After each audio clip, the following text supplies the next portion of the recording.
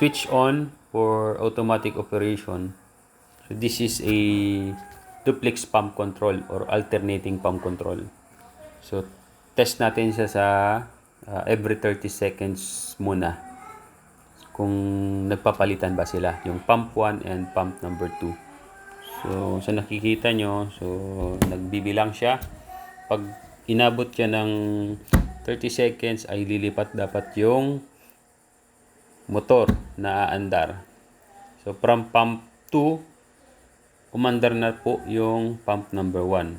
So check natin. So ito yung pump number 1. Tumaas na yung pressure. Ibig sabihin nagra-run nga siya. So this is a hospital water treatment. Ayan. So alternating din yung kanyang filtration.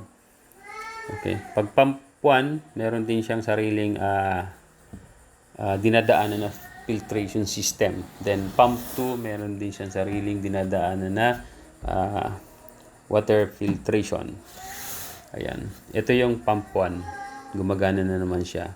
So palitan yung dalawa. Ayan.